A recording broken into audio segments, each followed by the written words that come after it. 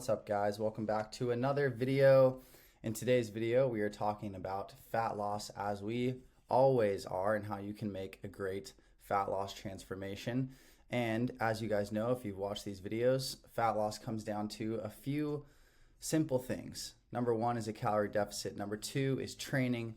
Number three is movement. And number four is consistency with all four of these things. Today, we're going to talk more specifically about this idea of macro fasting or calorie banking. This is something I've talked about briefly before, and it's something that I think is such a huge tool that can be used to help you eat more foods that you enjoy and still stay under your calories in a deficit and end up seeing progress. So pay attention, take some notes. This is going to be huge. So macro fasting is basically saving calories for later in the day so you can enjoy higher calorie foods while staying in a deficit.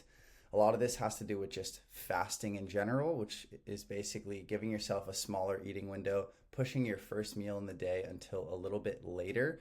And I'm mainly talking to the men here because this is not what I would recommend for women. Women need to eat food earlier in the day for cortisol and hormone purposes, but men, we can really take advantage of this. So, let me zoom out here. Here's an example. If you have 2,000 calories to eat in a day and you want to have a higher calorie meal for dinner, this gives you room to have that burger, pizza, or dessert. So the rules here, keep your calories low during the day. You're going to focus on eating proteins and fiber, things that are going to keep you full like egg whites, chicken, beef, vegetables. You're going to fast till 12 or 1 before having your first meal. And the rule here, as always, is that you still have to track your food. We still need to know where we're at with our calories for the day in order for this to work. So you save or you fast your macros for later in the day. And for most people, this is going to be your fats and your carbs. A lot of the more gluttonous foods that we like to eat, burgers, pizza, ice cream, sushi, things like that, are often higher in fats and higher in carbs, okay? Usually the foods that we are really craving are those, and those are just higher calorie foods because fat calories count for a lot more than protein and carb calories do. So what does this look like on a weekly basis? I have a little breakdown here for you guys. So this example basically says that if your goal is to eat 2,000 calories per day, that's what your goal is, to maintain your deficit. What we're going to do is Monday through Friday, you're going to eat 1,800 calories. So that puts you at 200 less, saves you 200 calories each one of those days. So you basically you budget an extra 1,000 calories for your week for Saturday. So on Saturday, you can eat an extra 1,000 calories over your 2,000 calorie limit, 3,000 calories. That will give you ample room to have a cheat meal, to have something extra, to have a burger, to go out to dinner, to enjoy some food that you wouldn't usually be able to enjoy on a diet if you were only eating 2,000 calories per day. So you can see we save 1,000 calories Monday to Friday. Calories needed Sunday to balance out is 2,000, and then we do an average per day, which is 2,000, and this keeps you right on your target, guys. Hopefully this makes sense to you. Let's see why this works, and this is important. Your weekly averages drive weight loss, not your daily average. I want you guys to ruminate on this so hard because it's really, really important. If you have a bad day and you go over on your calories, it is okay. One day is not going to determine your weight loss in the grand scheme of things on a long time horizon. One day of bad eating is not going to throw you off. Your weekly averages are what matter.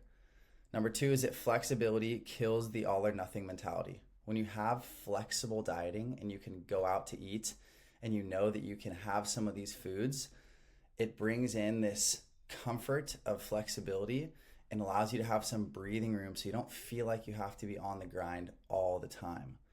And then number three is sustainability is the real secret to progress long term. We have to be able to sustain this. We have to follow a plan that can actually work with our lives. And oftentimes, what doesn't work is being really strict every single day. We have to have some flexibility. We have to have balance. That's what my program and my coaching is all about, balanced body. It's all about being able to work in the things that we enjoy without feeling like we want to freaking drive ourselves off a cliff. We got to be able to make progress while still enjoying our lives, okay? So here's a real world example of this. And most of you guys are probably like, how does this even work? I don't really get it. Let me explain. So let's say you love In-N-Out and you wanted to go have In-N-Out for dinner with your kids. And you got a double combo with fries. And that comes out to 1,000 calories, 1,030 calories, 88 grams of carbs, 55 protein, 56 fats. So if your goal is 1,800 calories per day, you'd need to keep the calories around 800 for the rest of the day. So you have one lunch meal that's a little higher in protein, lower in fat, and moderate carbs. So here's the macros for that lunch. This is how I'd structure it. You have 50 to 70 grams of protein, 10 to 20 grams of fat, keeping your fat much lower, and then 70 to 90 grams of carbs. I think that's all I have on here. Yeah, that's it. You guys, so you can apply macro fasting every single day, or you can do it once a week, and you can bank those calories for later in the week so you can enjoy some higher calorie foods maybe on a Friday or a Saturday. But the rule here is you have to track. You have to know where you're at. You have to create a budget for yourself for your calories. So if you're trying to eat 2,000 a day and you want to have a bigger meal on the weekend, let's say you have a barbecue or a date night or a family event and you just know there's going to be food and you know yourself and you know you're going to want to eat, do your due diligence and eat really well during the week and save some of those calories for the weekend, okay? This is a numbers game. Your body knows calories, okay? It knows the energy that you put into it. It doesn't necessarily know exactly what kind of food it's getting. Obviously it knows nutrients, but when it comes to weight loss, it knows calories. So if you want to be able to eat some more heavy foods and have some fun foods, you can either fast all your calories for later in the day, all your macros for later in the day, and you can do this every day.